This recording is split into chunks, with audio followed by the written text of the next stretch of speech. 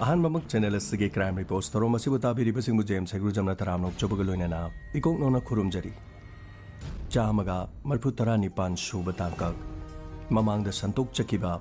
DGP versus Ruchika Hariba तांकक सिगी अनि सुब तांकक अहनबा तांकक the दोना ताबिक्रे रुचिका हरिबा नुपी मसा से टेनिस सानबा पांबा चही 35-36 खक्ता ngairibi नुपी मचानी हरियाणा के टेनिस एसोसिएशन के प्रेसिडेंट ओइबा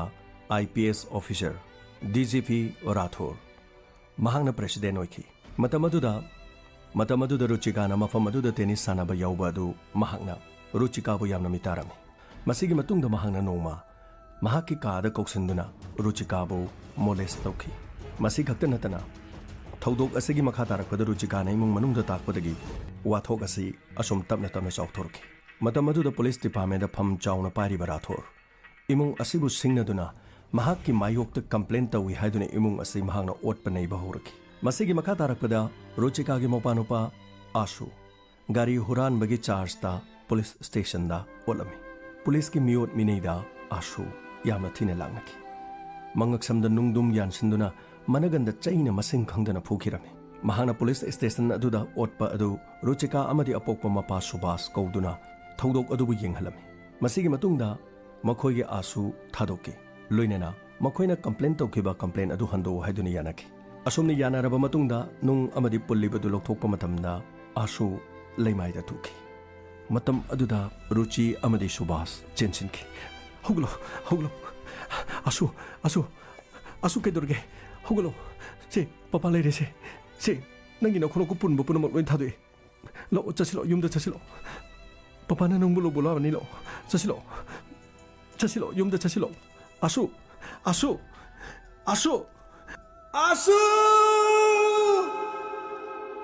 असुमना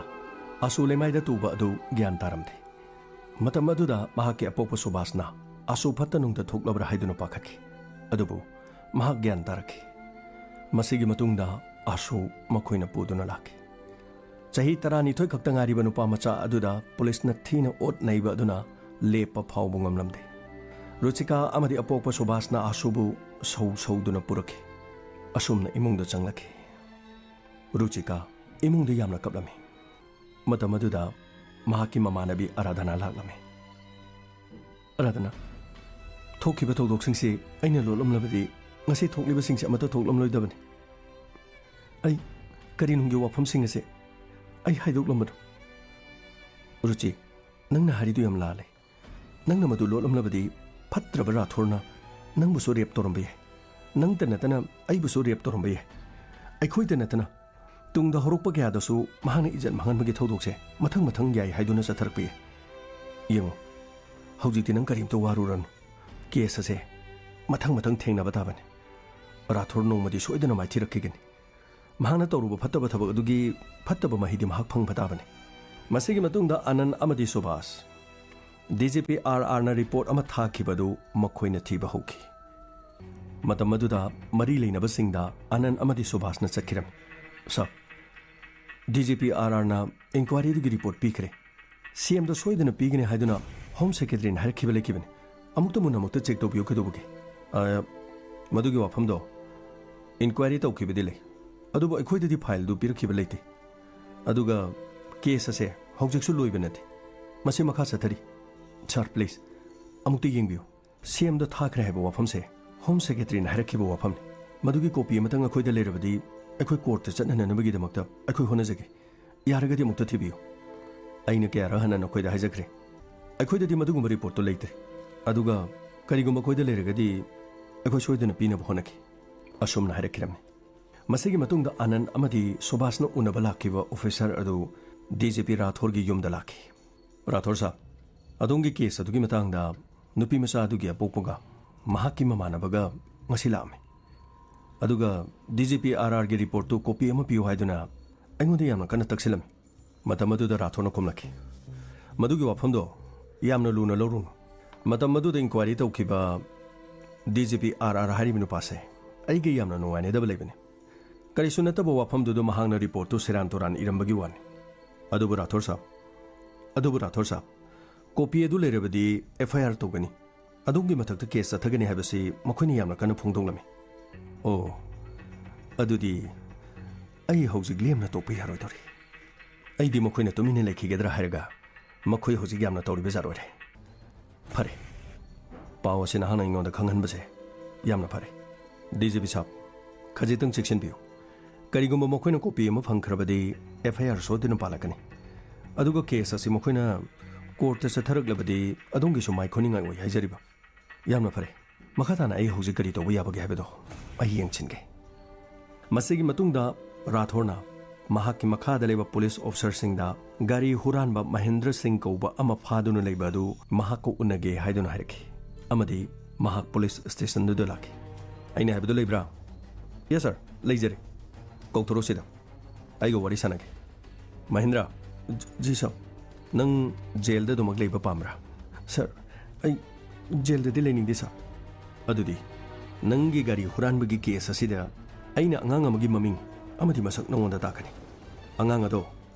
ꯅꯪꯒꯤ ꯒꯥꯔꯤ ꯍꯨꯔꯥꯟꯕꯒꯤ ꯊꯕꯛ ꯑꯗꯨꯗ ꯌꯥꯎꯏ ꯍꯥꯏꯗꯨꯅ ꯅꯪ ꯖꯕꯥꯟ ꯄꯤꯕ ꯉꯝꯒꯗ꯭ꯔꯥ ꯁꯔ ꯃꯗꯨꯕꯨ ꯑꯩꯅ ꯃꯇꯧ ꯀꯔꯝꯅ ꯑꯗꯨꯗꯤ ꯒꯥꯔꯤ 19 ꯍꯨꯔꯥꯟꯕꯒꯤ ꯀꯦꯁ ꯂꯩꯔꯤꯕꯅꯤꯅ ꯖꯦꯜꯗ ꯑꯗꯨꯃꯛ ꯂꯩꯕ ꯇꯥꯔꯦꯗꯅ ꯅꯄꯨꯟꯁꯤꯗꯣ ꯖꯦꯜꯗ ꯂꯣꯏꯕ ꯇꯥꯕꯅꯦ ꯁꯔ ꯑꯩ ꯀꯔꯤ ꯇꯧꯖꯧ ꯍꯥꯏꯖꯕꯅꯣ ꯁꯔ ꯑꯣꯂꯩ ꯄꯥꯔꯩ ꯇꯧꯕ ꯌꯥꯗꯦ ꯑꯩꯅ ꯍꯥꯏꯔꯤꯕꯁꯦ ꯅꯪ ꯌꯥꯎ ꯅꯪꯒꯤ ꯐꯅꯕꯗꯣ ꯑꯩ ꯑꯗꯨꯃꯛ ꯇꯧꯈꯤ ꯁꯕ ꯃꯗꯨ ꯍꯥꯏꯔꯒ ꯑꯩꯅ ꯃꯐꯝ ꯑꯁꯤꯗꯒꯤ ꯀꯔꯝꯅ ꯊꯣꯛꯀꯗꯧꯔꯤꯕꯅꯣ ꯑꯩ ꯑꯗꯨꯒꯤꯗꯤ ꯄꯪꯒꯅꯨꯅꯦ ꯀꯁꯇꯗꯤꯗꯒꯤ ꯆꯦꯟꯈ꯭ꯔꯦ ꯍꯥꯏꯔꯒ ꯂꯣꯏꯔꯦꯅꯦ ꯅꯪ ꯑꯗꯨꯝ ꯂꯣꯠꯂꯒ ꯂꯩꯈꯤꯒꯗꯕꯅꯤ ꯃꯐꯝ ꯑꯁꯤꯗ ꯂꯩꯕ ꯌꯥꯕ ꯅꯠꯇꯦ ꯃꯗꯣ ꯑꯩꯈꯣꯏꯗ ꯑꯔꯨꯕ ꯊꯕꯛ ꯅꯠꯇꯦ ꯈꯪꯉꯕ꯭ꯔꯥ ꯐꯅꯤ ꯁꯔ ꯑꯩ ꯁꯣꯏꯗꯅ ꯍꯥꯏꯖꯔꯒꯦ ꯐꯔꯦ ꯑꯗꯨꯗꯤ ꯁꯟꯗꯤꯞ ꯖꯤ ꯁꯔ ꯃꯍꯥꯛꯀꯤ ꯀꯟꯐꯦꯁꯟꯗꯣ ꯑꯗꯨꯒ ꯃꯌꯨꯝꯗꯒꯤ ꯑꯥꯁꯨ ꯑꯃꯨꯛꯁꯨ ꯐꯥꯔꯁꯨ ꯅꯨꯃꯤꯠ ꯈꯔꯅꯤ ꯍꯧꯈ꯭ꯔꯕꯅꯤꯅ ꯍꯧꯖꯤꯛꯇꯤ ꯃꯁꯥꯗꯣ ꯀꯟꯈꯠꯂꯝꯂꯒꯅꯤ ꯑꯅꯝ ꯀꯟꯕ ꯃꯄꯥ ꯂꯝꯍꯦꯟꯕꯤ ꯁꯛꯍꯦꯟꯕꯤ ꯃꯆꯦꯗꯣ ꯍꯧꯖꯤꯛ ꯃꯈꯣꯏꯅ ꯀꯔꯤ ꯇꯧꯕ ꯉꯝꯃꯤ ꯍꯥꯏꯕꯗꯨ ꯃꯈꯥ ꯇꯥꯅ ꯌꯦꯡꯕ ꯇꯥꯕꯅꯤ ꯑꯁꯨꯝꯅ ꯄꯨꯂꯤꯁꯅ ꯔꯨꯆꯤꯀꯥꯒꯤ ꯌꯨꯝꯗ ꯆꯠꯈꯤꯔꯝꯃꯤ ꯍꯣꯏ ꯅꯈꯣꯏ ꯅꯆꯥꯅꯨꯄꯥꯗꯤ ꯁꯕ ꯀꯔꯤ ꯃꯔꯝꯒꯤꯅꯣ ꯑꯩꯈꯣꯏꯅ ꯍꯪꯉꯤꯁꯤꯅꯤꯅꯦ ꯅꯆꯥꯅꯨꯄꯥ ꯄꯨꯊꯣꯔꯛꯑꯣ ꯁꯕ ꯉꯔꯥꯡ ꯅꯍꯥꯟꯇꯁꯨ ꯅꯈꯣꯏꯅ ꯐꯥꯔꯒ ꯐꯨꯔꯛꯄꯒꯤ ꯃꯁꯥ ꯐꯥꯎꯕ ꯆꯠꯄ ꯉꯝꯗ꯭ꯔꯤ ꯑꯗꯨꯒ ꯍꯧꯖꯤꯛ ꯑꯃꯨꯛ ꯀꯔꯤꯃꯨꯛ ꯇꯧꯔꯒꯦ ꯅꯈꯣꯏ ꯊꯧꯅꯥ ꯌꯥꯝ ꯐꯗꯥꯏꯅꯦ ꯅꯈꯣꯏ ꯊꯧꯅꯥ ꯌꯥꯝ ꯐꯗꯥ ꯍꯥꯏꯕ ꯅꯆꯥꯅꯨꯄꯥꯗꯣ ꯑꯩꯈꯣꯏꯅ ꯒꯥꯔꯤ ꯍꯨꯔꯥꯟꯗꯦ ꯍꯥꯏꯅ ꯈꯟꯕꯅꯤ ꯑꯗꯨꯕꯨ ꯍꯧꯖꯤꯛꯇꯤ ꯒꯥꯔꯤ ꯍꯨꯔꯥꯟꯕꯒꯤ ꯒꯦꯡ ꯑꯃ ꯊꯣꯛꯂꯛꯑꯦ ꯃꯍꯥꯛ ꯃꯁꯥꯅ ꯅꯆꯥꯅꯨꯄꯥ ꯌꯥꯎꯏ ꯍꯥꯏꯕꯁꯦ ꯑꯩꯈꯣꯏꯗ ꯍꯥꯏꯔꯕꯅꯤ ꯃꯁꯤ ꯆꯨꯝꯃꯤ ꯆꯨꯝꯗꯦ ꯍꯥꯏꯕꯁꯦ ꯑꯩꯈꯣꯏ ꯃꯍꯥꯛꯀꯤ ꯃꯆꯤꯟ ꯍꯪꯒꯗꯧꯔꯤꯕꯅꯤ ꯑꯗꯨꯒ ꯅꯈꯣꯏꯁꯨ ꯑꯆꯨꯝ ꯑꯔꯥꯟ ꯈꯪꯅꯤꯡꯂꯕꯗꯤ ꯄꯨꯂꯤꯁ ꯁ꯭ꯇꯦꯁꯟꯗ ꯂꯥꯛꯑꯣ ꯄꯨꯊꯣꯔꯛꯑꯣ ꯅꯆꯥꯅꯨꯄꯥ ꯄꯨꯊꯣꯔꯛꯑꯣ ꯕꯤꯅꯦ ꯖꯦꯁꯥ ꯆꯪꯉꯨ ꯏꯃꯨꯡꯗ ꯆꯪꯉꯨ ꯏꯃꯨꯡꯗ ꯂꯩꯔꯤꯕ ꯃꯆꯥꯅꯨꯄꯥꯁꯤ ꯄꯨꯊꯣꯔꯛꯑꯣ ꯁꯕ ꯄ꯭ꯂꯤꯖ ꯑꯩꯈꯣꯏꯒꯤ ꯑꯁꯨꯗꯤ ꯐꯥꯕꯤꯌꯨꯅꯨ ꯄ꯭ꯂꯤꯖ ꯑꯩ ꯄꯨꯂꯤꯁ ꯁ꯭ꯇꯦꯁꯟꯗ ꯂꯥꯛꯆꯒꯦ ꯑꯩꯒ ꯋꯥꯔꯤ ꯁꯥꯟꯅꯖꯒꯦ ꯅꯪꯅ ꯍꯨꯔꯥꯟꯕ ꯅꯠꯇꯦꯅꯦ ꯒꯥꯔꯤꯗꯣ ꯅꯪꯒꯤ ꯅꯆꯥꯅꯨꯄꯥꯒꯤ ꯃꯃꯤꯡ ꯄꯜꯂꯛꯂꯤꯕꯅꯤ나 ꯑꯁꯦꯡꯕꯗꯨ ꯀꯔꯤꯅꯣ ꯍꯥꯏꯕꯗꯨ ꯑꯩꯈꯣꯏ ꯈꯪꯅꯕ ꯍꯣꯠꯅꯕ ꯇꯥꯕꯅꯤ ꯌꯥꯝ ꯊꯨꯅ ꯂꯝꯕꯤ ꯊꯥꯗꯣ ꯄꯨꯊꯣꯔꯛꯑꯣ ꯑꯁꯨꯝꯅ ꯄꯨꯂꯤꯁꯅ ꯏꯃꯨꯡꯗꯒꯤ ꯑꯥꯁꯨ ꯄꯨꯊꯣꯔꯛꯈꯤꯔꯝꯃꯤ ꯃꯄꯥꯅ ꯃꯆꯥ ꯑꯗꯨ ꯄꯨꯈꯤꯗꯅꯕ ꯍꯣꯠꯅꯈꯤ ꯑꯃꯗꯤ ꯔꯨꯆꯤꯀꯥ ꯏꯃꯨꯡꯗꯒꯤ ꯊꯣꯔꯛꯈꯤ ꯑꯣꯏꯔꯝꯂꯤꯕ ꯃꯑꯣꯡ ꯃꯇꯧ ꯑꯗꯨꯗ ꯃꯍꯥꯛꯀꯤ ꯃꯄꯥꯅꯨꯄꯥ ꯄꯨꯂꯤꯁꯅ ꯐꯥꯗꯨꯅ ꯄꯨꯒꯗꯕ ꯃꯑꯣꯡ ꯃꯇꯧ ꯑꯗꯨꯗ ꯃꯍꯥꯛꯅ ꯈꯥꯝꯂꯝꯃꯤ ꯃꯇꯝ ꯑꯗꯨꯗ ꯃꯍꯥꯛꯁꯨ ꯄꯨꯂꯤꯁꯅ ꯂꯩꯃꯥꯏꯗ ꯏꯟꯊꯨꯔꯝꯃꯤ ꯑꯃꯗꯤ ꯃꯄꯥꯅ ꯑꯥꯁꯨꯕꯨ ꯄꯨꯗꯨꯅ ꯅꯦꯅꯕꯒꯤꯗꯃꯛ ꯍꯣꯠꯅꯈꯤꯕ ꯑꯗꯨꯗ ꯄꯨꯂꯤꯁꯅ ꯃꯔꯥꯏꯕꯛꯇ ꯆꯩꯅ ꯀꯟꯈꯤꯔꯝꯃꯤ ꯑꯃꯗꯤ ꯂꯩꯃꯥꯏꯗ ꯏꯟꯊꯨꯔꯝꯃꯤ ꯑꯁꯨꯝꯅ ꯏꯃꯨꯡ ꯑꯗꯨꯗꯒꯤ ꯑꯥꯁꯨ ꯐꯥꯗꯨꯅ ꯄꯨꯊꯣꯔꯛꯈꯤ ꯃꯇꯝ ꯑꯗꯨꯗ ꯐꯥꯗꯨꯅ ꯄꯨꯊꯣꯔꯛꯂꯤꯕ ꯄꯨꯂꯤꯁ ꯑꯣꯐꯤꯁꯔ ꯑꯗꯨꯅ ꯃꯈꯥ ꯇꯥꯕ ꯄꯨꯂꯤꯁꯀꯤ ꯃꯤꯑꯣꯏꯗ ꯍꯥꯏꯈꯤ ꯑꯕꯜꯗ ꯒꯥꯔꯤ ꯁ꯭ꯇꯥꯔꯠ ꯇꯧ ꯁꯕ ꯒꯥꯔꯤꯁꯤ ꯁ꯭ꯇꯥꯔꯠ ꯇꯧꯕ ꯌꯥꯈꯤꯗ꯭ꯔꯦ ꯑꯇꯣꯞꯄ ꯒꯥꯔꯤ ꯑꯃ ꯅꯠꯇ꯭ꯔꯒꯗꯤ ꯒꯥꯔꯤꯁꯤ ꯍꯧꯖꯤꯛꯇꯤ ꯊꯧꯕ ꯌꯥꯔꯣꯏ ꯁꯕ ꯐꯔꯦ ꯑꯗꯨ ꯑꯣꯏꯔꯒꯅ ꯑꯩꯈꯣꯏꯅ ꯐꯥꯔꯤꯕ ꯑꯥꯁꯨꯁꯦ ꯄꯨꯂꯤꯁ ꯁ꯭ꯇꯦꯁꯟ ꯐꯥꯎꯕ ꯃꯈꯨꯠꯁꯦ ꯄꯨꯜꯂꯒ ꯂꯝꯕꯤꯗ ꯆꯤꯡꯉꯒ ꯆꯠꯄ ꯇꯥꯕꯅꯤ ꯀꯃꯣꯟ ꯃꯈꯨꯠ ꯑꯁꯦ ꯊꯧꯔꯤ ꯄꯨꯟꯁꯤꯜꯂꯣ ꯑꯗꯨꯒ ꯂꯝꯕꯤꯗ ꯆꯤꯡꯗꯨꯅ ꯄꯨ ꯑꯁꯨꯝꯅ ꯑꯥꯁꯨ ꯃꯈꯣꯏꯅ ꯆꯤꯡꯗꯨꯅ ꯄꯨꯔꯝꯃꯤ ꯃꯇꯝ ꯑꯗꯨꯗ ꯑꯥꯁꯨꯅ ꯃꯍꯥꯛ ꯌꯥꯎꯗꯦ ꯃꯍꯥꯛꯄꯨ ꯊꯥꯗꯣꯛꯄꯤꯌꯨ ꯍꯥꯏꯗꯨꯅ ꯂꯥꯎꯔꯝꯃꯤ ꯑꯗꯨꯕꯨ ꯀꯔꯤꯒꯨꯝꯕ ꯑꯃꯠꯇ ꯄꯨꯂꯤꯁꯅ ꯇꯥꯈꯤꯔꯝꯗꯦ ꯃꯈꯨꯠꯇ ꯊꯧꯔꯤ ꯄꯨꯜꯂꯒ ꯁꯥ ꯁꯟ ꯄꯨꯜꯂꯒ ꯆꯤꯡꯕꯒꯨꯝ ꯑꯥꯁꯨ ꯆꯤꯡꯗꯨꯅ ꯄꯨꯔꯝꯃꯤ ꯃꯤꯅꯨꯡꯁꯤ ꯂꯩꯇꯅ ꯌꯥꯝꯅ ꯇꯥꯊꯤ ꯇꯥꯑꯣꯏꯅ ꯄꯨꯂꯤꯁꯀꯤ ꯇꯤꯝ ꯑꯗꯨꯅ ꯑꯥꯁꯨ ꯂꯝꯕꯤꯗ ꯆꯤꯡꯗꯨꯅ ꯄꯨꯔꯝꯃꯤ ꯑꯁꯤꯒꯨꯝꯂꯕ ꯄꯨꯂꯤꯁꯀꯤ ꯊꯧꯑꯣꯡ ꯑꯗꯨꯗ ꯂꯝꯕꯤꯗ ꯂꯩꯔꯝꯂꯤꯕ ꯆꯠꯂꯝꯂꯤꯕ ꯃꯤꯌꯥꯝ ꯄꯨꯝꯅꯃꯛꯅ ꯑꯉꯛꯄ ꯐꯥꯎꯈꯤ ꯑꯗꯨꯕꯨ ꯄꯨꯂꯤꯁꯅ ꯀꯔꯤꯒꯨꯝꯕ ꯅꯥꯆꯨꯡꯗꯅ ꯑꯥꯁꯨ ꯂꯝꯕꯤ ꯑꯗꯨꯗ ꯆꯤꯡꯗꯨꯅ ꯑꯗꯨꯃꯛ ꯄꯨꯈꯤ ꯃꯁꯤꯒꯤ ꯃꯇꯨꯡꯗ ꯁꯨꯕꯥꯁ ꯄꯨꯂꯤꯁ ꯁ꯭ꯇꯦꯁꯟꯗ ꯆꯠꯈꯤ ꯃꯆꯥꯅꯨꯄꯥ ꯃꯔꯥ ꯂꯩꯇꯦ ꯍꯥꯏꯅꯕꯒꯤꯗꯃꯛ ꯃꯍꯥꯛ ꯍꯥꯏꯖꯕ ꯆꯠꯂꯝꯃꯤ ꯑꯗꯨꯕꯨ ꯄꯨꯂꯤꯁ ꯁ꯭ꯇꯦꯁꯟ ꯑꯗꯨꯗ ꯂꯩꯔꯝꯂꯤꯕ ꯄꯨꯂꯤꯁꯁꯤꯡ ꯑꯗꯨꯗꯤ ꯃꯆꯥꯅꯨꯄꯥ ꯐꯥꯕ ꯂꯥꯛꯄ ꯄꯨꯂꯤꯁꯁꯤꯡ ꯑꯃꯠꯇ ꯂꯩꯔꯝꯗꯦ ꯁꯕ ꯑꯥꯁꯨ ꯄꯨꯈꯤꯕꯅꯤ ꯁꯕ ꯑꯩ ꯑꯥꯁꯨ ꯎꯅꯖꯒꯦ ꯁꯕ ꯁꯤꯗꯗꯤ ꯅꯆꯥꯅꯨꯄꯥ ꯄꯨꯔꯛꯇꯦ ꯀꯔꯤꯅꯣ ꯍꯥꯏꯕꯤꯔꯤꯁꯤꯕ ꯁꯕ ꯍꯧꯖꯤꯛ ꯈꯛꯇ ꯌꯨꯝꯗꯒꯤ ꯐꯥꯗꯨꯅ ꯄꯨꯈꯤꯕꯅꯤ ꯁꯕ ꯅꯪꯅ ꯅꯆꯥꯅꯨꯄꯥ ꯐꯥꯏ ꯍꯥꯏꯗꯨꯕꯨ ꯑꯩꯈꯣꯏ ꯎꯕ꯭ꯔꯣ ꯅꯪꯒꯤ ꯅꯆꯥꯅꯨꯄꯥ ꯐꯥꯕ ꯂꯥꯛꯄꯗ ꯑꯩꯈꯣꯏ ꯌꯥꯎꯕ꯭ꯔꯕ ꯑꯩꯈꯣꯏꯗꯅꯦ ꯕꯗꯅꯥꯝ ꯇꯧꯒꯅꯨ ꯅꯪꯒꯤ ꯅꯆꯥꯅꯨꯄꯥꯅ ꯌꯨꯝꯗꯒꯤ ꯊꯣꯛꯇꯨꯅ ꯆꯠꯈ꯭ꯔꯒ ꯑꯩꯈꯣꯏꯅ ꯍꯦꯛꯇ ꯐꯥꯏ ꯍꯥꯏ ꯌꯥꯕ꯭ꯔꯣ ꯅꯠꯇꯦ ꯁꯥꯕ ꯂꯝꯕꯤꯗ ꯆꯠꯄ ꯆꯠꯑꯣꯡ ꯃꯌꯥꯝ ꯄꯨꯝꯅꯃꯛꯁꯨ ꯂꯣꯏꯅ ꯎꯍꯧꯕꯅꯤ ꯄꯨꯂꯤꯁꯀꯤ ꯇꯤꯝ ꯑꯃ ꯂꯥꯛꯇꯨꯅ ꯃꯈꯣꯏꯗ ꯊꯧꯔꯤ ꯄꯨꯜꯂꯒ ꯆꯤꯡꯗꯨꯅ ꯆꯠꯈꯤꯕꯅꯤ ꯁꯥꯕ ꯑꯩ ꯄꯨꯂꯤꯁ ꯑꯩꯈꯣꯏꯗ ꯕꯗꯅꯥꯝ ꯇꯧꯒꯅꯨ ꯂꯣꯀꯞꯇ ꯂꯩꯒꯦꯔꯣ ꯆꯠꯂꯣ ꯅꯪꯅ ꯍꯥꯏꯅꯤꯡꯕ ꯃꯐꯝꯗ ꯍꯥꯏꯔꯨꯁꯨ ꯅꯪꯅ ꯋꯥꯀꯠꯅꯤꯡꯕ ꯃꯐꯝꯗꯅꯦ ꯋꯥꯀꯠꯂꯨꯁꯨ ꯑꯩꯈꯣꯏꯒꯤ ꯁꯤꯗ ꯂꯩꯇꯦ ꯍꯥꯏꯔꯦꯗꯅ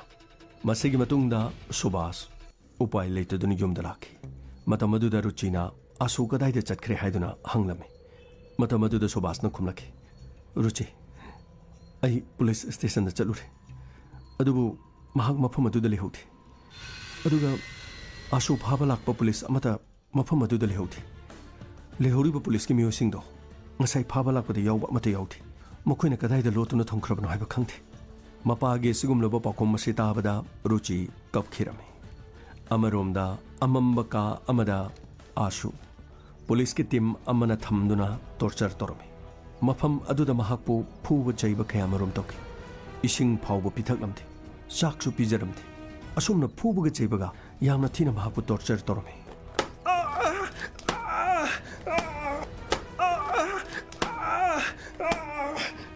ꯁꯦ ꯐꯣꯟꯁꯦ ꯄꯥꯏꯌꯨ ꯁꯤ ꯐꯣꯟꯁꯦ ꯄꯥꯏꯌꯨꯅꯦ ꯅꯪꯒꯤ ꯅꯄꯥꯅ ꯀꯦꯁ ꯇꯧꯒꯅꯤ ꯍꯥꯏꯅ ꯇꯧꯔꯤꯕꯗꯣ ꯑꯃꯨꯛ ꯍꯟꯅ ꯇꯧꯔꯣꯅ ꯍꯥꯏꯌꯨ ꯑꯗꯨ ꯑꯣꯏꯔꯕꯗꯤ ꯅꯪꯕꯨ ꯊꯥꯗꯣꯛꯈꯤ ꯃꯗꯨ ꯅꯠꯇꯗꯅ ꯃꯈꯥ ꯇꯥꯅ ꯅꯪꯒꯤ ꯅꯄꯥꯅ ꯊꯣꯛꯈꯤꯕ ꯊꯧꯗꯣꯛ ꯑꯗꯨꯒꯤ ꯃꯇꯥꯡꯗ ꯀꯦꯁ ꯇꯧꯕ ꯇꯥꯔꯕꯗꯤ ꯅꯪꯕꯨ ꯍꯤꯡꯅ ꯃꯐꯝ ꯑꯁꯤꯗꯒꯤ ꯊꯥꯗꯣꯛꯂꯣꯏ ꯅꯪꯒꯤ ꯅꯆꯦ ꯑꯣꯛꯇꯕꯤꯗꯨ ꯃꯍꯥꯛꯅ ꯀꯔꯤꯒꯤꯗꯃꯛꯇꯅꯣ ꯗꯤꯖꯤꯄꯤ ꯔꯥꯊꯣꯔꯗ ꯃꯍꯥꯛꯅ ꯁꯤꯡꯅꯔꯤꯕ ꯃꯔꯝ ꯀꯔꯤꯒꯤꯅꯣ ꯍꯥꯏꯌꯨꯁꯦ ꯐꯣꯟꯁꯤꯗ ꯍꯥꯏꯌꯨ ꯅꯠꯇꯦ ꯁꯥ ꯑꯩ ꯃꯗꯨ ꯍꯥꯏꯕ ꯉꯝꯃꯣꯏ ꯀꯔꯤ ꯍꯥꯏꯕ ꯉꯝꯃꯔꯣꯏ ꯆꯩ ꯑꯁꯣꯟꯕ ꯆꯥꯔꯕꯁꯤ ꯅꯪ ꯅꯅꯝ ꯌꯥꯝꯅ ꯀꯜꯂꯤ ꯃꯥꯅꯤ ꯃꯊꯧꯅꯥ ꯐꯕ ꯃꯄꯥꯒꯤ ꯃꯆꯥꯅꯤ ꯌꯥꯏ ꯑꯗꯨ ꯑꯣꯏꯔꯕꯗꯤ ꯃꯐꯝ ꯑꯁꯤꯗ ꯅꯪ ꯏꯁꯤꯡ ꯐꯥꯎꯕ ꯊꯛꯄ ꯐꯪꯂꯣꯏ ꯍꯥꯏꯕꯁꯦ ꯅꯪ ꯈꯪꯉꯨ ꯁꯟꯗꯤꯞ ꯖꯤꯁꯞ ꯃꯁꯤ ꯃꯆꯤꯟ ꯁꯦꯡꯗꯦ ꯉꯥꯏꯍꯥꯛ ꯂꯩꯔ ꯐꯨ ꯉꯥꯏꯍꯥꯛ ꯂꯩꯔ ꯐꯨ ꯃꯆꯤꯟ ꯁꯦꯡꯗ꯭ꯔꯤꯕ ꯐꯥꯎꯕ ꯑꯣꯠꯅꯩꯌꯨ ꯑꯗꯨꯒꯅꯦ ꯃꯍꯥꯛꯅ ꯃꯌꯨꯝꯗ ꯋꯥꯔꯤ ꯁꯥꯒꯦ ꯍꯥꯏꯔꯛꯄ ꯇꯥꯔꯒꯗꯤ ꯑꯩꯉꯣꯟꯗ ꯍꯥꯏꯔꯛꯑꯣ ꯖꯤꯁꯞ ꯑꯁꯨꯝꯅ ꯑꯃꯝꯕ ꯀꯥ ꯑꯗꯨꯒꯤ ꯃꯅꯨꯡꯗ ꯑꯁꯨ ꯄꯨꯂꯤꯁꯅ ꯉꯥꯏꯍꯥꯛ ꯂꯩꯇ ꯐꯨꯔꯝꯃꯤ ꯑꯁꯨꯝꯅ ꯃꯤꯑꯣꯠ ꯃꯤꯅꯩ ꯑꯋꯥꯕ ꯀꯌꯥ ꯑꯁꯤꯗ ꯔꯨꯆꯤꯀꯥ ꯈꯥꯡꯕ ꯉꯝꯂꯝꯗꯦ ꯃꯍꯥꯛꯀꯤ ꯄꯥꯝꯖꯕ ꯃꯁꯥꯟꯅ ꯇꯦꯅꯤꯁ ꯃꯍꯩ ꯃꯁꯤꯡ ꯃꯍꯥꯛꯀꯤ ꯏꯃꯨꯡ ꯃꯅꯨꯡ ꯃꯍꯥꯛꯀꯤ ꯃꯄꯥꯒꯤ ꯊꯕꯛ ꯃꯧꯄꯥꯅꯨꯄꯥꯒꯤ ꯑꯋꯥꯕ ꯃꯍꯥꯛ ꯈꯥꯡꯕ ꯉꯝꯂꯝꯗꯦ ꯑꯁꯨꯝꯅ ꯃꯍꯥꯛ ꯇꯧꯐꯝ ꯈꯪꯗꯅ ꯏꯃꯨꯡ ꯑꯗꯨꯗ ꯀꯣꯏꯆꯠ ꯆꯠꯇꯨꯅ ꯂꯩꯔꯝꯃꯤ ꯑꯁꯨꯝ ꯊꯣꯛꯂꯤꯕ ꯊꯧꯗꯣꯛ ꯑꯁꯤꯅ ꯃꯈꯥ ꯇꯥꯅ ꯃꯍꯥꯛ ꯍꯤꯡꯕ ꯄꯥꯝꯂꯝꯗꯦ ꯃꯁꯤꯒꯤ ꯃꯇꯨꯡꯗꯒꯤ ꯌꯨꯝ ꯑꯗꯨꯗ ꯃꯄꯥ ꯎꯗ꯭ꯔꯤꯉꯩꯒꯤ ꯃꯇꯝꯗ ꯃꯍꯥꯛꯅ ꯂꯩꯔꯛꯈꯤꯕ ꯍꯨ ꯂꯤꯛꯂꯤ ꯑꯃ ꯄꯥꯏꯗꯨꯅ ꯃꯍꯥꯛ ꯃꯃꯤꯠꯇꯒꯤ ꯃꯄꯤ ꯁꯤꯟꯊꯕ ꯃꯈꯩ ꯀꯞꯆꯈꯤ ꯅꯨꯡꯁꯤꯔꯕ ꯃꯍꯥꯛꯀꯤ ꯃꯧꯄꯥꯅꯨꯄꯥꯒ ꯃꯍꯥꯛꯀ ꯁꯥꯟꯅꯕ ꯍꯔꯥꯎꯅ ꯃꯄꯥꯒ ꯏꯃꯨꯡꯗ ꯂꯩꯃꯤꯟꯅꯕ ꯃꯃꯥꯟꯅꯕꯤ ꯑꯔꯥꯙꯅꯥꯒ ꯁꯥꯟꯅꯕ ꯑꯁꯤꯒꯨꯝꯕ ꯊꯧꯗꯣꯛ ꯀꯌꯥꯁꯤꯡ ꯅꯤꯡꯁꯤꯡꯖꯗꯨꯅ ꯍꯨ ꯂꯤꯛꯂꯤ ꯑꯗꯨ ꯄꯥꯏꯗꯨꯅ ꯔꯨꯆꯤꯀꯥꯅ ꯊꯛꯈꯤꯔꯝꯃꯤ ꯑꯁꯨꯝꯅ ꯊꯧꯗꯣꯛ ꯊꯣꯛꯈꯤꯕ ꯃꯇꯨꯡ ꯆꯍꯤ 3 ꯊꯥ 5 ꯅꯨꯃꯤꯠ 13ꯅꯤꯒꯤ ꯃꯇꯨꯡꯗ ꯔꯨꯆꯤꯀꯥ ꯇꯥꯏꯕꯪꯄꯥꯟ ꯊꯥꯗꯣꯛꯇꯨꯅ ꯃꯍꯥꯛꯅ ꯊꯛꯈꯤꯕ ꯍꯨ ꯑꯗꯨꯅ ꯃꯔꯝ ꯑꯣꯏꯔꯒ ꯁꯤꯈꯤꯔꯝꯃꯤ ꯑꯁꯨꯝꯅ ꯔꯨꯆꯤꯀꯥ ꯁꯤꯔꯦ ꯍꯥꯏꯕ ꯄꯥꯎ ꯑꯁꯤ ꯇꯥꯕ ꯃꯇꯝꯗ ꯗꯤꯖꯤꯄꯤ ꯔꯥꯊꯣꯔ ꯃꯍꯥꯛꯅ ꯄꯥꯔꯇꯤ ꯑꯃ ꯄꯥꯡꯊꯣꯛꯂꯝꯃꯤ ꯌꯥꯝꯅ ꯍꯔꯥꯎꯕ ꯐꯣꯡꯗꯣꯛꯈꯤ ꯃꯍꯥꯛꯀꯤ ꯃꯌꯨꯝꯗ ꯃꯈꯣꯜ ꯑꯍꯧꯕ ꯕꯝꯕꯨꯂꯥ ꯀꯌꯥ ꯊꯥꯗꯨꯅ ꯍꯔꯥꯎ ꯃꯊꯣꯏ ꯀꯥꯅ ꯃꯍꯥꯛ ꯅꯣꯛꯆꯔꯝꯃꯤ ꯑꯗꯨꯕꯨ ꯍꯨ ꯊꯛꯄ ꯍꯥꯏꯕꯁꯤ ꯄꯨꯂꯤꯁ ꯀꯦꯁ ꯑꯣꯏꯕꯅ ꯑꯁꯤꯕ ꯃꯁꯥ ꯑꯗꯨ ꯄꯨꯂꯤꯁꯅ ꯄꯨꯈꯤ ꯃꯁꯤꯒꯤ ꯃꯇꯨꯡꯗ ꯄꯣꯁꯠꯃꯣꯔꯇꯦꯝꯒꯤꯗꯃꯛ ꯁꯦꯝ ꯁꯥꯈꯤ ꯄꯣꯁꯠꯃꯣꯔꯇꯦꯝ ꯂꯣꯏꯔꯕ ꯃꯇꯨꯡꯗ ꯄꯨꯂꯤꯁ ꯁ꯭ꯇꯦꯁꯟꯗ ꯁꯨꯕꯥꯁ ꯂꯥꯛꯈꯤ ꯃꯇꯝ ꯑꯗꯨꯗ ꯄꯨꯂꯤꯁ ꯁ꯭ꯇꯦꯁꯟꯗ ꯔꯥꯊꯣꯔ ꯂꯩꯔꯝꯈꯤ ꯀꯔꯤ ꯀꯥꯟꯅꯩ ꯍꯧꯖꯤꯛꯇꯤ ꯀꯔꯤ ꯀꯥꯟꯅꯒꯦꯕ ꯅꯈꯣꯏꯅ ꯑꯩꯉꯣꯟꯗ ꯁꯤꯡꯅꯒꯅꯣꯅ ꯑꯩꯅ ꯍꯥꯏꯗ꯭ꯔꯣ ꯑꯁꯨꯛ ꯅꯤꯡꯊꯤꯖꯈ꯭ꯔꯕ ꯅꯆꯥꯅꯨꯄꯤꯗꯨ ꯃꯥꯡꯂꯦꯗꯣ ꯑꯣ ꯀꯌꯥꯗ ꯄꯥꯝꯃꯨꯖꯈ꯭ꯔꯕ ꯗꯤꯖꯤꯄꯤ ꯑꯩ ꯏꯆꯥ ꯂꯧꯕ ꯂꯥꯛꯄꯅꯤ ꯅꯪꯒꯤ ꯑꯗꯨꯒꯨꯝꯕ ꯋꯥꯐꯝꯗꯣ ꯑꯩ ꯇꯥꯒꯦ ꯍꯥꯏꯅ ꯂꯥꯛꯄ ꯅꯠꯇꯦ ꯑꯣ ꯍꯧꯖꯤꯛꯁꯨ ꯅꯪ ꯅꯊꯧꯅꯥ ꯍꯟꯗ꯭ꯔꯤ ꯐꯔꯦ ꯆꯦ ꯑꯁꯤꯗ ꯁꯥꯏꯟ ꯇꯧ ꯁꯦ ꯀꯣꯂꯣꯝ ꯂꯩꯔꯦ ꯆꯦ ꯑꯁꯤꯗ ꯁꯥꯏꯟ ꯇꯧ ꯀꯔꯤꯒꯤꯅꯣ ꯑꯩꯅ ꯆꯦꯖ ꯃꯗꯨꯗ ꯁꯥꯏꯟ ꯇꯧꯒꯗꯧꯔꯤꯕ ꯃꯔꯝꯁꯤ ꯀꯔꯤꯒꯤꯅꯣ ꯑꯩ ꯃꯗꯨ ꯇꯧꯕ ꯉꯝꯂꯣꯏ ꯑꯣ ꯑꯗꯨ ꯑꯣꯏꯔꯒꯅ ꯅꯆꯥꯅꯨꯄꯤꯒꯤ ꯃꯤꯁꯤ ꯑꯁꯦ ꯅꯈꯣꯏꯗ ꯆꯤꯡꯅꯩ report ama iraga siba hakchang ase postmortem amuk hana ton batare dana nang khangba natro postmortem haibasi asiba masa aduda thangna machet lenga dorubini aduga masa aduda thangna amuk len amuk phot amuk len amuk phot aduga postmortem do loiraba matungda report asit kari matha phangdre imung manung da chingnaba leiri asumna hairaga postmortem do anirak ahumlak marirak masa adu machet lelhan madubu nangbu yaragadro DJP yare ai ti sida sign tawjarke kadai sida lere ai ichanu bigi hakchang do ai pujarke aduni dena asumna ruchi ge asi hakchang adu mapana puduna poloi khirami ruchika gi poloi beda asu yaukide maramdi asu kadai de leiki haiba khangti poloi ba loi bagi mathangi numita thonga da asu gari amadagi thamlamki mahak masa phawba chatpangam khide amadi imung aduda mahak sekau tawduna amuk tu amuk hogat mahak jumda changlaki matam aduda imung dagi subas na thulaktuna asu nang kadai lerugi nage nang kadai lerugi se hogolo se baba ai nage amam baka amada makoina aibu yamna thina ot nei duna thame duga hojik da thongana sida makoina thadok piramani asu nangi na chedo ruchika taibang thadokre asu karino baba haisibo aigi chebo baba aigi chebo oh no asu nangi na che poloiba phawba nang yawba phangkhidre baba iche ruchi kamaina sibino kanana halino thokliba thudok sidagi chaina sing asi khangba ngamdruduna masa matanda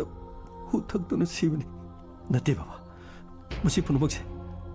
DGP ra thorna thormane aigi sena chelibase DGP ra thorna ni aigi se DGP ra thorna hatpan asu karigumba batau pai leiro kanbada mapa leitraba achouba police ki pham ama pariba maka aikoi ga singna bai base karigumba batau oiro lo imung do changchilo asumna imung do changkhirami amarom da ruchi mahaki misi asi imungi leita lairaga mari leinaba case ama oina maning thungdabagi misi de sibani haiduna DGP Rathorna report ama iki DGP Rathor gi miyot minei amadi mahaki attempt to rape molestation hariba sing asida karigumba mata mari leina halamte masigi matungda ruchika leikhidabana case asidagi khara komthoktuna Rathor gi mathakta leiramba inquiry adusu aremba taki amadi mahaki mathakta leiramba security gi athingba adu state sarkarna pomlo lawthoki ruchika lekhidraba matung subas mayum thadokduna asugi tungi punsigi dama atopa mafam amada leirage haiduna yum adu yonthoklaga imung manungdagi potchei hondorokhirami matamadu de yum thangnabada leibada mahaki mamanaba anan subas ruchika aigi suichagomani aidi nangni yum thadokduna chatpase aidi pamdi anan aigi chanupi ruchika mangre adubu aigi chanupa asuse ai mahakti mangba pamdre mahaki tungi khandarabadi aina heng mathakta chatkhraga aina makhoigi mamada kari pakhum pigani anan phare subas nangna du yokhrabadi matam aduda aradhana asu nang akhoi ba kawgonugo akhoi ga lapna leirabasu nang nungtigi cheche da phone torugo hoi cheche akhoi chaluki ai nungtigi phone torokani ai gi che ruchika leitrabanina hojikte ai gi che haibabu che aradhana khakta ngai ai soidana phone torokani asu lairik kana pa nang ni mo igedabani tholiba thodok si nang khangedana papa gi mateng pang nang afaba mimo ina bo hnagadabani hoi cheche akhoi chaluki masigi makha tarakbada aradhana na mahaki mapa anand hai papa hanak mapoki aigi imanabi ruchi laglaroi ko papa laglaroi aradhana adubu subhasna case ase lotion ba pamlabasu ai nangi namanabi ruchi gidamak achumba phangnananabagi damak nangi namanabi ruchi gidamak ai hanma leitano hona kigani ruchi se nangi namanabini aigi di icha gumlabani mamonda tholiba thodokse aigi icha da thopagum aina khale ai masigi damak thawai tharabasu thagani aina hanma leitana aini hingliba makai ruchika ge chumbu puthokani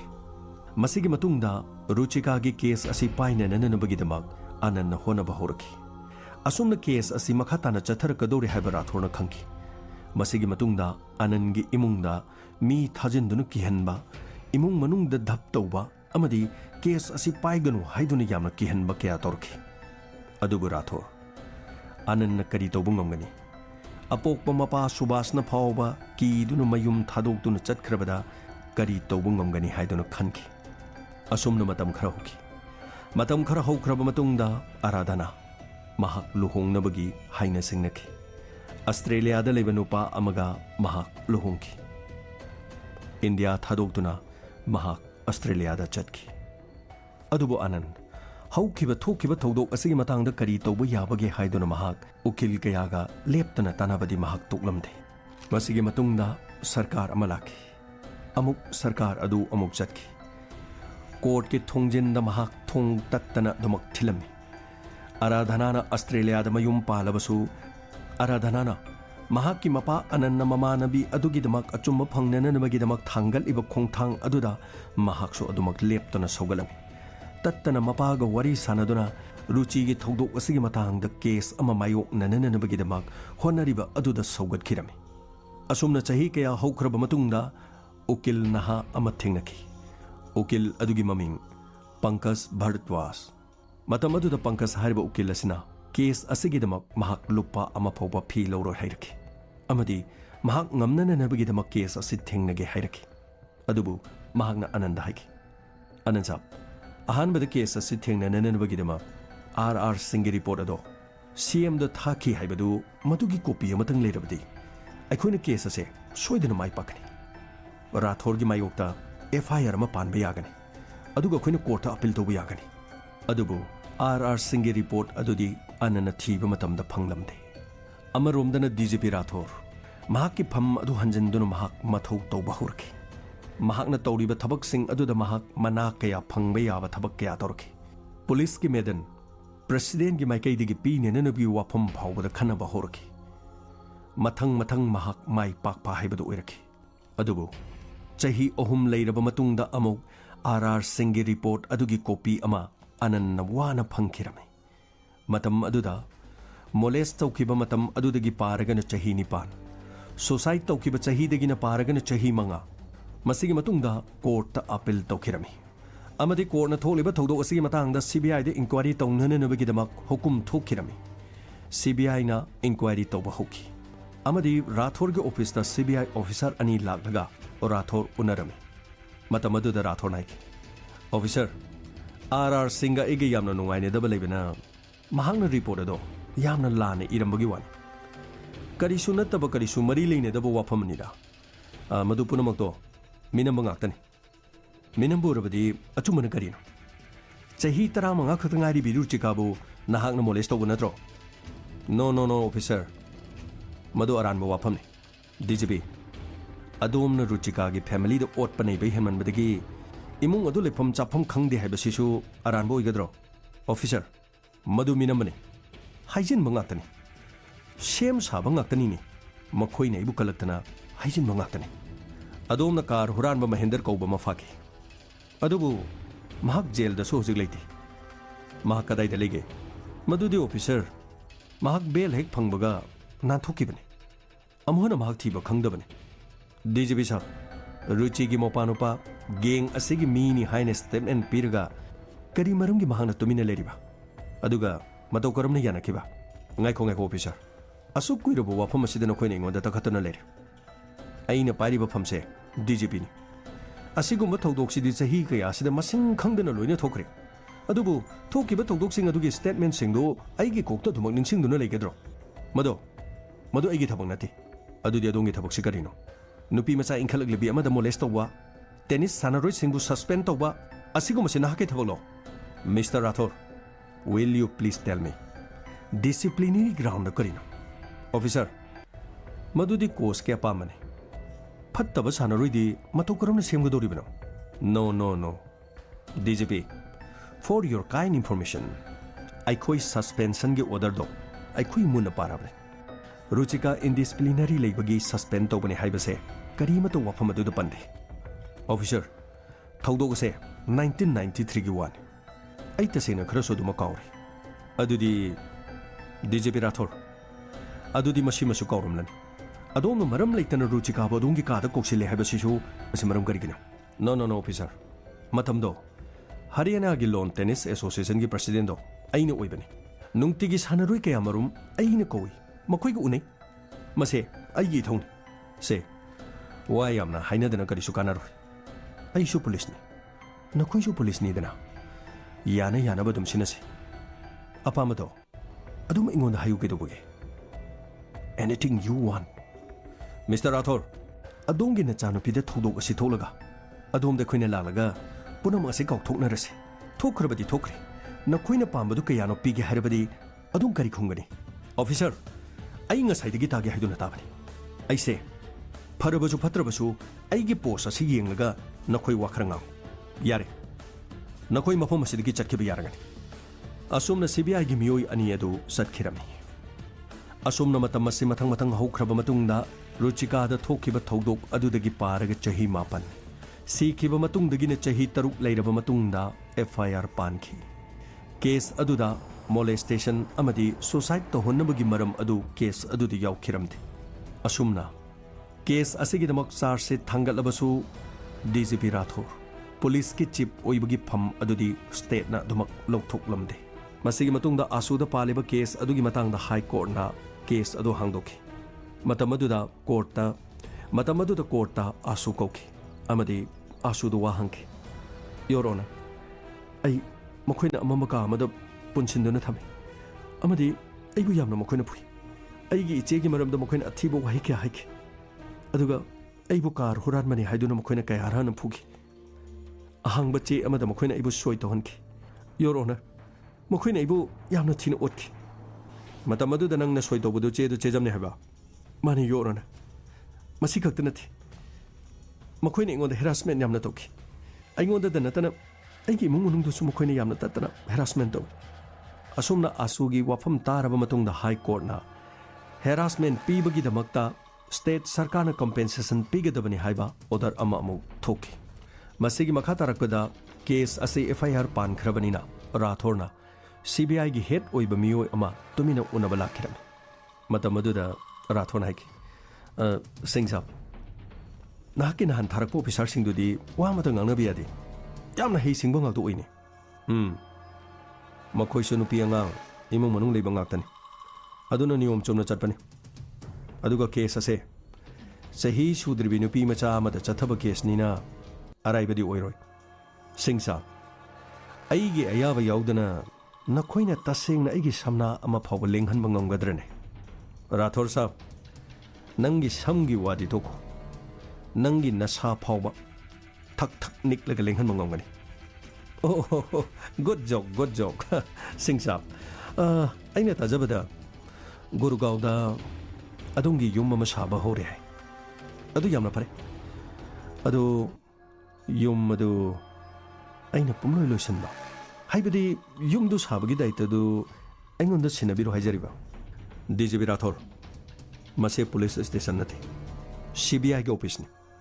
Ahan bada igi officer singda sel pigeon hanan bagi honarpa. Haujingna ingonda bo. Mr. Rathor case ase double case onthong no hono birakano. Police ki phajakar ba masakado nakhoi khara na thialibani. Nakhoi gu magi thabak to CBI diaro. Singsa ꯑꯩꯁꯨ ꯂꯦꯞꯇꯨꯅ ꯇꯨꯃꯤꯟꯅ ꯁꯪꯗꯨꯅ ꯂꯩꯕ ꯍꯋꯜꯗꯥꯔ ꯑꯃꯗꯤ ꯅꯠꯇꯦ ꯑꯩꯁꯦ ꯗꯤꯖꯤꯄꯤ ꯔꯥꯊꯣꯔ ꯁꯥꯍꯕ ꯍꯧꯖꯤꯛꯇꯤ ꯃꯈꯥ ꯇꯥꯅ ꯗꯤꯖꯤꯄꯤ ꯑꯣꯏꯒꯅꯤ ꯍꯥꯏꯕꯁꯤ ꯊꯥꯖꯗ꯭ꯔꯦ ꯖꯦꯜ ꯃꯅꯨꯡꯗ ꯅꯪꯒꯨꯝꯕ ꯊꯦꯡꯅꯔꯕꯗꯤ ꯖꯦꯜ ꯃꯅꯨꯡꯗ ꯅꯪ ꯀꯔꯤ ꯑꯣꯏꯒꯅꯤ ꯍꯥꯏꯕꯗꯣ ꯍꯧꯖꯤꯛꯇꯒꯤ ꯈꯟꯕ ꯍꯧ ꯑꯣꯜ ꯗ ꯕꯦꯁ ꯔꯥꯊꯣꯔ ꯁꯥꯍꯕ ꯄꯪꯀꯨꯏ ꯀꯨꯏꯅꯗꯤ ꯗꯤꯖꯤꯄꯤ ꯑꯣꯏꯔꯔꯣꯏꯗ ꯑꯁꯨꯝꯅ ꯔꯥꯊꯣꯔ ꯃꯐꯝ ꯑꯗꯨꯗꯒꯤ ꯌꯥꯝꯅ ꯁꯥꯎꯅ ꯆꯠꯈꯤꯔꯝꯃꯤ ꯃꯁꯤꯒꯤ ꯃꯇꯨꯡ ꯑꯣꯛꯇꯣꯕꯔ 2001ꯗ CBIꯅ ꯀꯦꯁ ꯐꯥꯏꯜ ꯇꯧꯔꯛꯈꯤꯔꯝꯃꯤ ꯁꯨꯁꯥꯏꯗ ꯇꯧꯅꯕꯒꯤ ꯃꯔꯝ ꯄꯨꯝꯅꯃꯛꯀ ꯌꯥꯎꯅ CBIꯅ ꯀꯦꯁ ꯑꯗꯨ ꯊꯥꯡꯒꯠꯂꯛꯈꯤ ꯑꯗꯨꯕꯨ ꯀꯣꯔꯠꯇ ꯊꯦꯡꯅꯔꯛꯄ ꯃꯇꯝꯗꯗꯤ ꯍꯥꯏꯔꯤꯕꯁꯤꯡ ꯑꯗꯨ ꯃꯇꯝ ꯑꯗꯨꯗ ꯁꯨꯕꯥꯁꯅ FIR ꯑꯃꯠꯇ ꯄꯥꯜꯂꯝꯗꯕ ꯃꯔꯝꯅ ꯀꯣꯔꯠꯅ ꯋꯥꯐꯝ ꯑꯗꯨ ꯌꯥꯔꯝꯗꯦ ꯀꯔꯝꯅꯗꯤ ꯃꯇꯝ ꯑꯗꯨꯗ FIR ꯄꯥꯟꯒꯅꯤ FIR ꯄꯥꯟꯒꯗꯕ ꯄꯨꯂꯤꯁ ꯄꯨꯝꯅꯃꯛꯇꯤ ꯔꯥꯊꯣꯔꯅ ꯈꯨꯠꯄꯥꯏ ꯑꯣꯏꯈꯤ ꯑꯁꯨꯝꯅ ꯀꯣꯔꯠꯅ ꯃꯍꯥꯛꯀꯤ ꯃꯔꯥꯜ ꯂꯩꯔꯦ ꯍꯥꯏꯅ ꯂꯥꯎꯊꯣꯔꯛꯄ ꯑꯗꯨ ꯊꯥ 6 ꯖꯦꯜꯗ ꯂꯩꯕ ꯑꯃꯗꯤ ꯁꯨꯞꯅꯇꯪꯒꯤ ꯂꯨꯄꯥ 1,000 ꯐꯥꯏꯟ ꯄꯤꯅꯅꯕꯒꯤꯗꯃꯛ ꯀꯣꯔꯠꯅ ꯈꯪꯍꯜꯂꯛꯈꯤ ꯑꯗꯨꯕꯨ ꯔꯥꯊꯣꯔꯅ ꯂꯨꯄꯥ 10,000ꯒꯤ ꯕꯣꯟ ꯊꯝꯗꯨꯅ ꯖꯦꯜ ꯆꯪꯗꯅ ꯕꯦꯜꯗ ꯑꯗꯨꯃꯛ ꯊꯣꯔꯛꯈꯤ ꯑꯗꯨꯕꯨ ꯂꯩꯕꯥꯛ ꯃꯤꯌꯥꯝ ꯄꯨꯝꯅꯃꯛꯇ ꯔꯥꯊꯣꯔ ꯃꯤꯅꯝꯕꯅꯤ ꯍꯥꯏꯕꯁꯤꯗꯤ ꯎꯠꯈꯤꯔꯝꯃꯤ ꯑꯗꯨꯕꯨ ꯗꯟꯗꯤ ꯑꯁꯤꯗꯤ ꯂꯩꯕꯥꯛ ꯃꯤꯌꯥꯝꯅ ꯑꯄꯦꯟꯕ ꯑꯣꯏꯈꯤꯗꯦ ꯑꯅꯟ ꯍꯥꯏꯔꯤꯕ ꯃꯤꯑꯣꯏ ꯑꯁꯤꯅ ꯃꯈꯥ ꯇꯥꯅ ꯀꯦꯁ ꯑꯁꯤ ꯑꯃꯨꯛ ꯃꯥꯌꯣꯛꯅꯅꯕ ꯁꯦꯝ ꯁꯥꯈꯤ ꯃꯁꯤꯒꯤ ꯃꯇꯨꯡꯗ ꯔꯥꯊꯣꯔ ꯀꯦꯁ ꯑꯁꯤꯒꯤꯗꯃꯛ ꯀꯣꯔꯠꯇ ꯀꯥꯔꯛꯈꯤ ꯊꯣꯛꯈꯤꯕ ꯊꯧꯗꯣꯛ ꯑꯗꯨꯗ ꯃꯤꯌꯥꯝꯅ ꯈꯣꯏꯁꯥꯎꯅꯕ ꯍꯦꯜꯂꯛꯄꯗꯒꯤ ꯀꯣꯔꯠꯇ ꯂꯥꯛꯄ ꯃꯇꯝꯗ ꯔꯥꯊꯣꯔꯒꯤ ꯃꯃꯥꯏꯗ ꯃꯤꯑꯣꯏ ꯑꯃꯅ ꯆꯦꯟꯁꯤꯟꯗꯨꯅ ꯅꯨꯡꯅ ꯊꯣꯝꯖꯤꯜꯂꯝꯈꯤ ꯑꯁꯨꯝꯅ ꯊꯣꯛꯈꯤꯕ ꯊꯧꯗꯣꯛ ꯑꯁꯤꯗ ꯑꯍꯥꯟꯕꯗ DGP ꯃꯔꯥꯜ ꯂꯩꯇꯦ ꯍꯥꯏꯗꯨꯅ ꯃꯤꯌꯥꯝꯅ ꯈꯟꯅꯔꯝꯕꯗꯨ ꯃꯔꯥꯜ ꯂꯩꯔꯦ ꯍꯥꯏꯅ ꯀꯣꯔꯠꯅ ꯂꯥꯎꯊꯣꯛꯄ ꯍꯧꯔꯛꯄꯗꯒꯤ ꯃꯤꯌꯥꯝ ꯍꯨꯞꯅ ꯀꯦꯁ ꯑꯁꯤꯒꯤ ꯃꯇꯥꯡꯗ ꯏꯔꯥꯡ ꯍꯧꯔꯛꯈꯤ ꯃꯁꯤꯒꯤ ꯃꯇꯨꯡꯗ ꯔꯥꯊꯣꯔꯒꯤ ꯃꯊꯛꯇ ꯀꯦꯁ ꯑꯁꯤ ꯃꯈꯥ ꯇꯥꯅ ꯊꯦꯡꯅꯅꯅꯕꯒꯤꯗꯃꯛ ꯁꯦꯝ ꯁꯥꯈꯤ ꯆꯍꯤ ꯀꯌꯥ ꯑꯃꯨꯛ ꯆꯪꯈꯤꯔꯝꯃꯤ ꯁꯥꯡꯂꯕ ꯆꯍꯤ ꯀꯌꯥ मरुम चंगलबसु राथोरबु मतिक चाब दंडी पीनननबगीदमक इमुंग मनुंगी माइकैदगी अमदी सुभाष की ममानबा अनन हनब लेखन होनकी असुमन मखा तारकपद 2010 दा जेल द चही अमग था तरुक लेबा हाइदुना कोर्ट न राय ताकी हंदकी मतांग असिददी महक बेल पीबे यादबगी ऑर्डर थोकी असुमना चंडीगढ़ की जेल दा महक लेखी थौदोक असि चही 19 चंगने इमुंग मनुंगना लांथेंगनरबा मतुंगदा सुपनतंगी चही अमग था तरुक जेल द लेखी अमबु ओइरबसु मराल लेरबा ngakchaw thekलब DGP राठौर जेल द चही अमग था तरुक लेखी अदुबु इमुंग मनुंग अमदी आनंद लोइनना आराधना मखाताना केस असि अकनबा मोंगोंग द पाननननबगीदमक मखाताना थेंगनखिगनि हाइदुना अदुमक सेम सादुना लेरी मसिगी मतुंगदा सुभाष आनंद आराधना आशु मकोई पुन्ना नोंमा इमुंग द पुलम मतमदुदा सुभाष नाइकी आनंद मसि पुनमकसे नंगन होनबदगी ngamlibani aidi tasengna asugi khalaga case असि थेंगनबा फावबा इपांखिदबन अमबु ओइरे DGP राठौर लेबाक मियामना महाकु फत्तब मी अमनि हाइबसिदी मयेक सेंगना ताले अदुबु हनबा लेतना मागी मथक्ता केस थकिगनि मतिक चाबा चेराक फंगद्रिबा फावबा लेमना तोक्लो मतम मदुदा आराधना Nike अंका ngasi miku basida ruchi leramlabadi kayada nungaigani ngasidi mahak lande hebado libak miyamda takledana matam maduda mahakna lottuna lekiba kaptuna lekiba mayamadu ngasi mahak leramlabadi kayada nungaijagani aradana aikhoido otpa miyot minei mayamdo khangba ngamdabadagi masi punamakse mahakna maram oiduna thoklibani haiduna masa mathanta mahakna waraujabadagi थौदोकसिंग असि थोखिबनि तसिनमक महक लेरमलबदि नसिगी नुंगाइरब मिकुपसे कयाद नुंगाइरमगनि असुमना पुलिस डिपार्टमेंट अमगी मिंगचत थियनखिबा DGP राठौर महकना तौब ngamba कया तौरबसु ममै थंगदा अचुम्बा हाइबसिना माइ पाखि ngasiगी केस असिदगी अदोमना करी करी तमसन बिबिया अफबसिंग लोकसनबियु फत्तबदि नाकंदा थंबियु लीजरीब तमजरीबसी फिल्म अमगी वारी नथे मीगी वारी ओरबसु अखोइद थोगलोय हानिंगा लेथि अदु ओरबदि थोगलक्त्रिङेदा अमदि थोलक्प मतमदा अखोइ करी थेंगनगनि अखोइ मतौ गरमना मायोंगनगनि अफबसिंग अदुदमक लौसिनबियु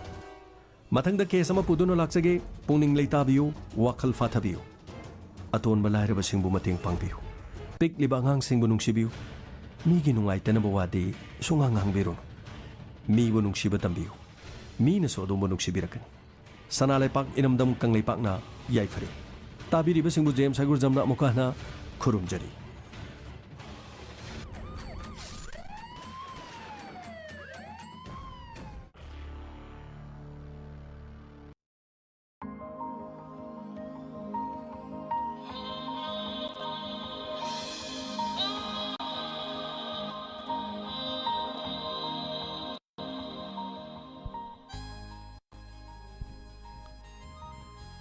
ꯍꯧꯖꯤꯛ ꯑꯃꯨꯛ ꯇꯥꯕꯤꯈ꯭ꯔꯦ